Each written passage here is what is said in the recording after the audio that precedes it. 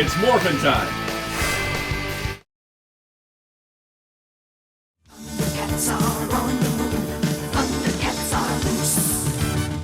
Hello, this is Soundout here, and welcome to my first Thundercats Super7 Ultimates review. Here's a funny thing. I love Thundercats deeply, like immensely love Thundercats. And I am definitely buying every single thing Super7's been putting out with their Ultimates line, and I haven't reviewed any of them yet. The heck have I been doing? Let's get to it. It's time to catch up on some Thundercats reviews, because there's 4 waves out now, and yeah, I've got them all. Let's start rolling through these reviews because, boy, I'm a little behind. Now, not without problems, because there was some delays that led us to this point. Many delays. But let's backtrack a little bit. I think we should do some history. Some history of the line. So way back in the mystical time of 1986, Thundercats hit the syndication airwaves. And back then, there was a toy line of figures by LJN Toys, which covered a fair amount of the stuff from the series. It was the active toy line to go with the cartoon, and it worked out pretty good for the most part. Now, not perfect. A lot of the figures were produced. That did produce a lot of the major characters, and it was nice that the line was as expansive as it was, because between 1988, when the line ended, and 2019, there wasn't a Thundercats line as robust. And that's kind of insane, because Thundercats is a classic 80s property, but it didn't get sort of the nostalgic traction that things like Transformers, G.I. Joe, Masters of the Universe, or like real Ghostbusters even. And so we've had a lot of false starts on toy lines. For example, in 2011, Bandai, in their efforts to promote not just the rebooted Thundercats that was airing on Cartoon Network, they also produced some classic Thundercats, but only made Lynx-O and Tigra, and then Lynx-O and Mumm-Ra in 2 different scales, and they weren't compatible. Weird stuff, but in terms of classic Thundercats, they couldn't even do anything more than that. And heck, the 2011 line got cut short, so we couldn't even get all of the newer versions of the Thundercats in the 6-inch size. They only ever came out in the 4-inch, and they still didn't do Mumm-Ra. So Thundercats can be exhausting as a collector. Now, hope did resurface in the magical year of 2015. Sort of. Mattel, who had been producing the Masters of the Universe Classics toy line, seen behind me, this great update to Masters of the Universe that brought together all the eras, put them in a similar style, and made a new line that was expansive and collector focused, being an online exclusive line focused on a subscription model that I miss it, actually. I miss like the, oh my god, I can sign up and then they'll just send me the figure each month, and I don't have to like go to several stores looking for the one thing I want, or it's exclusive here, or it's sold out here. It's just like you could just start it, and sure, you didn't know what figures were coming up, but you know, it was kind of nice. It was kind of nice just getting everything sent to you. Sorry, I'm having withdrawals from toy collecting in the modern era, but, where was I? Oh, Thundercats. So with Thundercats, Masters of the Universe was kind of wrapping up. They sort of almost did practically everything, and the line went over to indie company Super7, and they were going to continue classics, and Mattel was gonna do Thundercats. Oh man, a Thundercats line in a similar style to Masters of the Universe Classics that would be, you know, just all the characters, all the possibilities. Oh, it would be so great if Matty Collector didn't shut down in 2016, killing the entire line at the knees when it barely had a single wave out. Thundercats Classics only lasted for 7 figures. There was the 4 subscription figures of Lynx-O, Panthro, Jackalman, and Mumm-Ra, and then a club-exclusive Mumm-Ra, as well as a 2-pack for Comic-Con of Wily Kit and Wily Cat. And that was it. There were plans for Jaga and Groon. In fact, the 4 Horsemen had already sculpted them, and they were supposed to be part of the original subscription, but Matty Collector was closing, everything was cut short, and yeah, that was depressing. Honestly, I was like, man, our one shot at possibly getting, you know, the Masters of the Universe Classics treatment, but for Thundercats, just, it rolled itself out there. It's like, hey guys, you ready? And then it just got cut at the knees, and it rolled down the hill, and all of our dreams and ambitions rolled with it. And that was it. I never reviewed those figures. I bought all the Mattel ones, but I never reviewed them because by the time we started getting them in the mail, the line was already dead. So, naturally, the hope was, okay, well, if Masters of the Universe Classics was continuing at Super 7, can't Thundercats just move the license over take the 4 horsemen with it and get the figures going.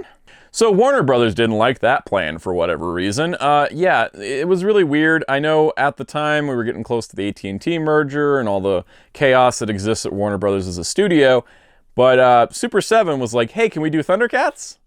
And Warner Brothers was like, no, not right now. Ask us later. And that's basically what they did for several years, to the point where Super7 was like, guys, I don't think we're going to get it. We keep asking, and they keep going, what's a Thundercat? The point is that eventually, just after they said, yeah, it's pretty much over, and Warner Brothers threw out this thing, I don't want to talk about that, but they put out this new show trailer, which, yeah, that's... yeah. But the point is that because there was something new with Thundercats happening, Warner Brothers like, oh, hey, you want to license Thundercats? Cool, here, make toys. Look, this franchise is practically cursed at this point, and I will take anything to get how we got here, including... No, we're not bringing that back. The thing is that we got a Thundercats line because of that, and I'm going to be appreciative of it. That wasn't where the line's problems ended, though. So, unfortunately, with Super7, their production model is pre-orders first, then we'll produce it. That way we don't overproduce figures that are $45 to what's now $55, and, you know, get stuck with a lot of stock. Good model, smart business move, especially for a small company. It also meant production delays. So finally, after production delays cleared up, September 2020, Wave 1 rolled out. And that'd be the only figures we'd see for an entire year. But more on that when we talk about the next wave. Today's video is on Wave 1, and while this long preamble was here to just kind of give you context and history, we won't be that long in the history part for the rest of them. But let's take a look at Wave 1. We got 4 figures, plus a corrections pack, and a glow-in-the-dark figure. I'm going to roll through these kind of quick.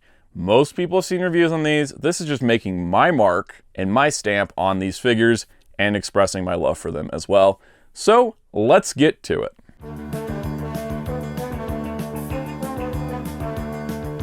So the packaging on the Thundercats Ultimates line is stellar. I love this. So first of all, I mean, obviously you've got the Thundercats logo in shiny embossed red foil, which just catches the eye most excellently. On the back, you got the Thundercats logo, and then opening it up, there's a nice little slip cover so you can see the figure. So there's a Lynx-O. You see, Lynx-O, Thundercats. The back card bubble style from the LJN figures is replicated, which is really cool. And then on the back here, we've got a nice piece of art. Now, this will change for later waves, but with Wave 1, they have kind of that Thundercats key art that you'd see on a lot of the old toy packaging and promotional posters from back in the day. I love this art. It's really great to see it here, and it's nice to have it on Wave 1. But we have some more exciting packaging later on. Smart, fast, and skilled as a warrior, Lynx-O is the prince turned king of the Thundercats. A boy when they fled Thundera, he now as a young adult has the temperament and mind of a 12-year-old, so he has some maturing to do. His exclusive weapon, the Sword of Omens, gives him the power of sight beyond sight, and makes him the dire enemy of the evil Mumm-Ra. So pretty basic description of the character. One note I did want to bring in as a comparison was the Mattel Thundercats Classics Lynx-O. They did have unique side art and back art for Lynx-O compared to the Ultimates, which again, this changes later. And they had actually a different bio. And of course, the Matty Collector stuff on it. But yeah, let's take a look at the Ultimates Lynx-O out of the package. All right, so we got Lynx-O. Now, Lynx-O uses a similar body design to the rest of the figures. This will be kind of your base body look. Now, Super7 has said in several interviews that they're actually not reusing parts with the later figures, that even though they look the same, it's actually because they're doing like 1 production run or 2 production runs tops. It's cheaper for them to just make the whole mold as the whole mold, which is why we get some more unique sculpting in later figures. But with Mattel, they did design them to be having reused parts. So this is the same mold as the Mattel version. Here's the Mattel version. So you can see the colors have been tweaked quite a bit. It's kind of interesting because the Mattel one has like slightly brighter colors. This one's more subdued. dude. This sort of matches the rest of the lineup, but it's not too far off. So if you had the Mattel Lion-O and just wanted to continue collecting the line forward after Wave 1, you could totally do that. And I think that's like a really nice consideration for collectors. And that being said, if you're, diehard like me, this one's got a bunch of upgrades that this one doesn't have, and we'll get into those in a bit. The other thing is, yes, they are based on the Masters of the Universe body mold types. I don't think it's the same exact mold. It's definitely not. Apologies to He-Man here. He is having trouble standing today. But there is some articulation upgrades this body got, especially in the wrists and ankles. So it is better in a lot of ways than the Masters of the Universe Classics mold, but they are in a similar style. So again, cross compatibility there. And for those curious, here is a G.I. Joe Classified Series figure, so you get an idea how big these are compared to Hasbro 6-inch figures, which again, they're a little bigger, just like the Masters of the Universe Classics, but honestly not too bad. So yeah, let's look at Lion-O a little closer. I do like the head sculpt on this. I don't know if I'm a super fan of it. I think maybe it's because we've seen it so much now since the Mattel one, but it looks good. They got his hair. His hair is always in different positions in the show all the time. But overall, I like the look of it. It's Lion-O. It's the leader of the Thundercats. My only gripe is this. There's some weird QC on Wave 1, probably because they're using the Mattel factory, and the Mattel factory wasn't treating Super7 that well. I got a really loose shoulder. As you can see, this one holds. This one, not so much. It works in certain positions, but I have to be very cautious when posing. It's kind of a bummer. I'm not going to rebuy Lion-O just for that. As you can see, there's still pins in the joints. If they were to make like a pinless Lion-O, I might go for that. But yeah, kind of loose shoulder. A little bit of a bummer. But yeah, overall, he looks good. So let's look at articulation. So he's not super duper articulated in the, everything's double jointed. A lot of things are single joints, but I like it.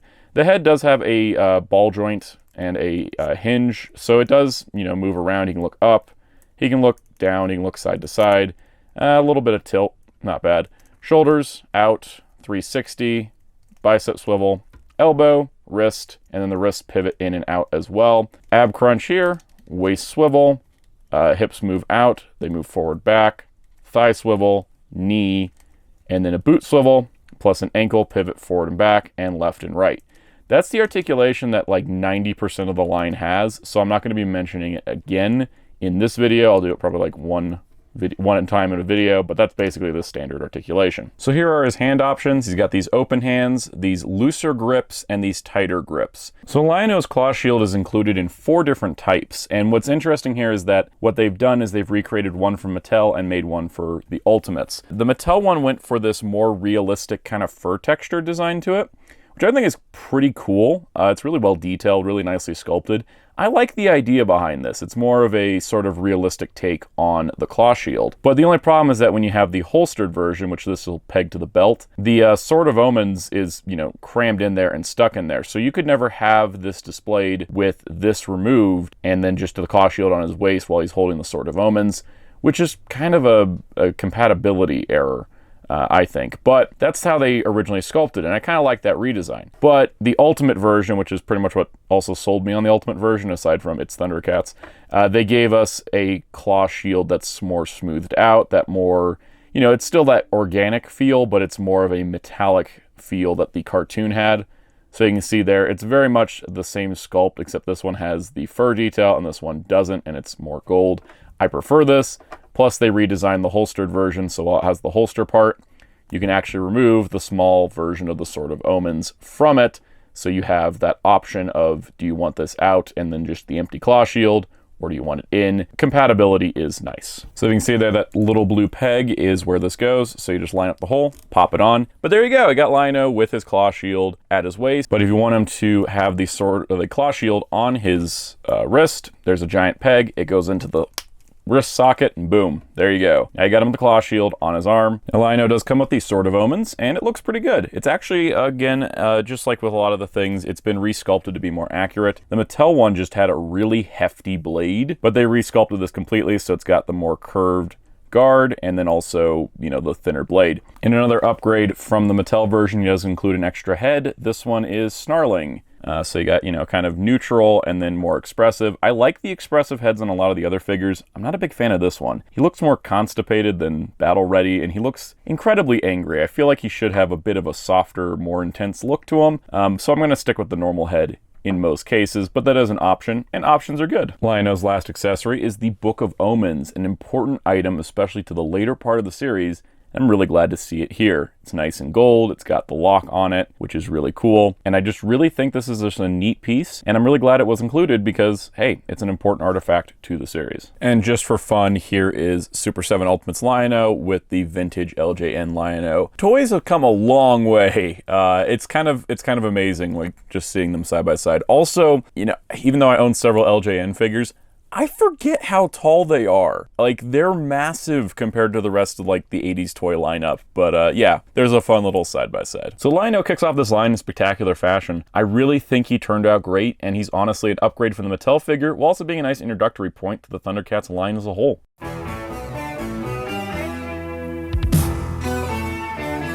So next up, we have Panthro. There is Panthro in his packaging.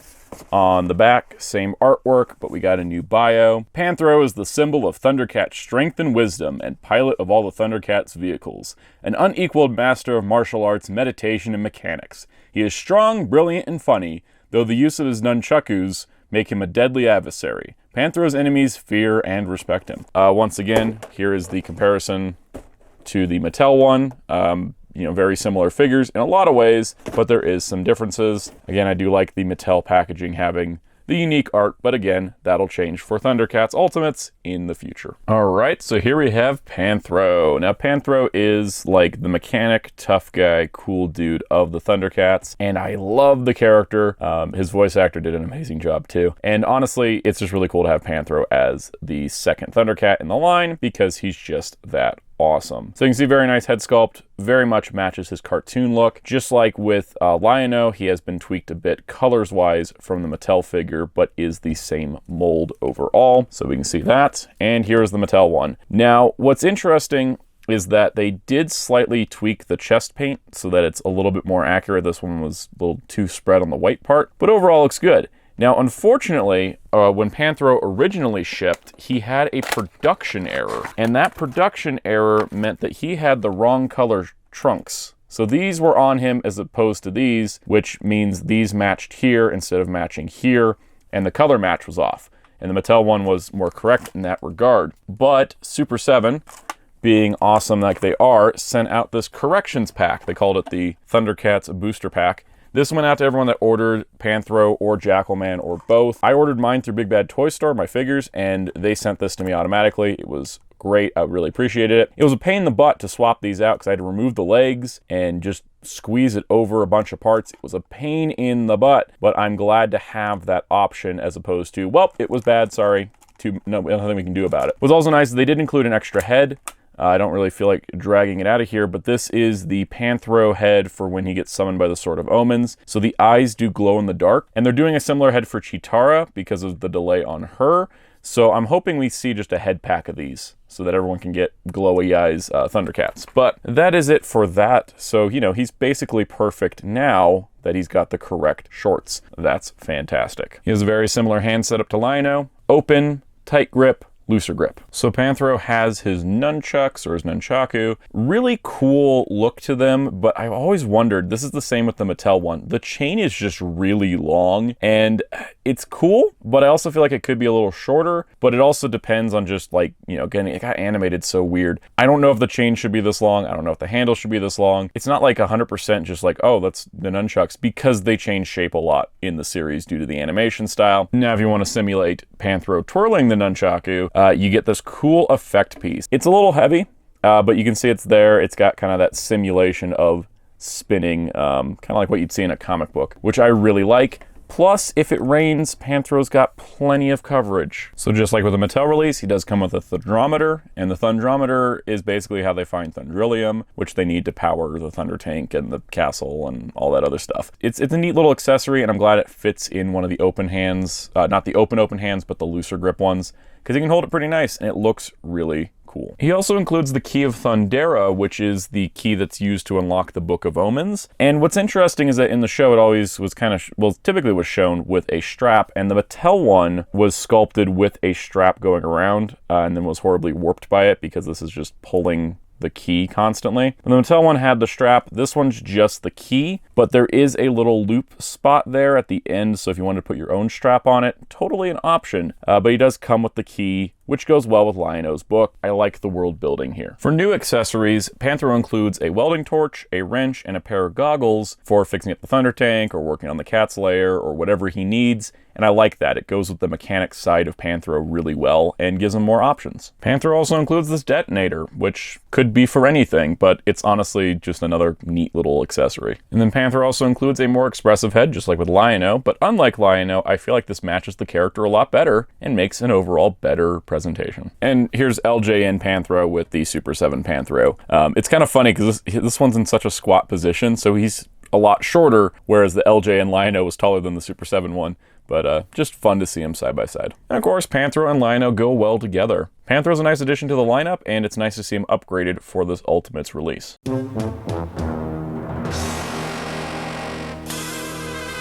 Next up, we have Jackalman. Now, Jackalman has the Mumm-Ra symbol instead of the Thundercats one because he does work for Mumm-Ra, and that is pretty cool because that gives him a little bit more distinctiveness. And then here's Jackalman. Similar story with the other boxes. Pretty much the same thing, but pretty nice. Same art, new bio. Jackalman. Loyalty is very important to Jackalman. Unfortunately, he's only loyal to himself. As a member of the mutants, enemies of the Thundercats, Jackalman leads the Jackalmen, a group of humanoid jackals from the planet Plundar. Jackalman's real name is Kanar, and regardless of his name, there's no question that the scavenger is a convincing coward whose intentions can never be trusted, except when it comes to him using any means possible to destroy the Thundercats. Here is the Mattel Jackalman. Also, what's interesting is they have the same bio. Where the other ones were a little different, they kept Jackalman's bio, which is probably why they kept Kanar, which, for those that don't know, Jackalman had a real name, essentially, in the 2011 Thundercats show, and they worked it into his bio, which is something that Masters of the Universe Classics did. They took lore from the 80s and the 2000s stuff, so Mattel was doing that here, and then they use that same bio here, so kind of interesting.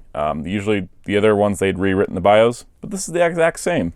Interesting choice. So here we have Jackalman. Jackalman was my favorite of the Mattel line. I just thought he looked so cool. But you know, there was the thing, is like the head sculpt. I was like, yeah, it's a little reserved, but you know, I can deal with it. But yeah, I mean, very cool looking design. I love the cheetah spots kind of look there. Very nice. I love Jackalman's design a whole lot. Now this figure was plagued with a production error, just like Panthro.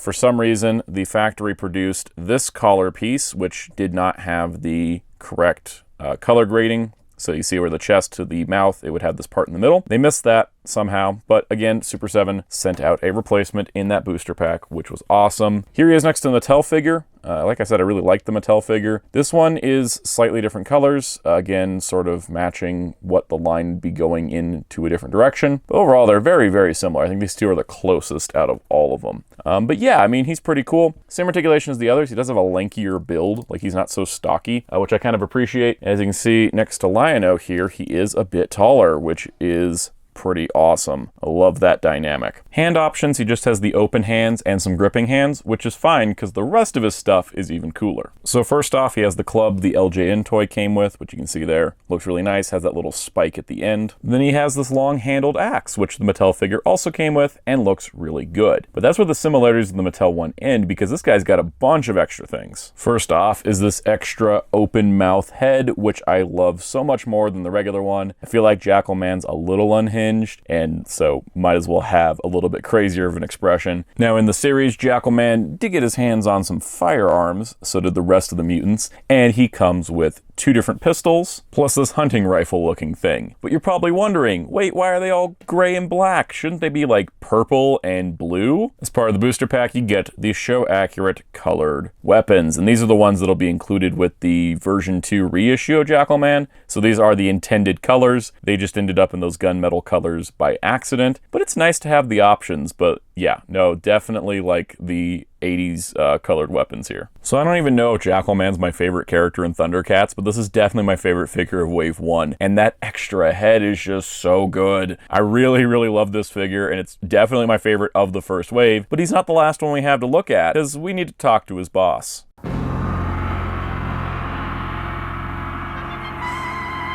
Here we have our technical last figure of the wave. Well, more on that in a moment. Mumm-Ra. Now this is the mummy version of Mumm-Ra. Mumm-Ra is the Thundercats' evil adversary. Mummified and otherwise weak, he is energized and made immortal as a servant to the spirits of evil, who grant him magical and transformative powers to carry out their wicked bidding. So, pretty cool. Here's the Mattel version. You know, new art of Mumm-Ra compared to the standard key art. And this bio is actually much longer than the Super7 one.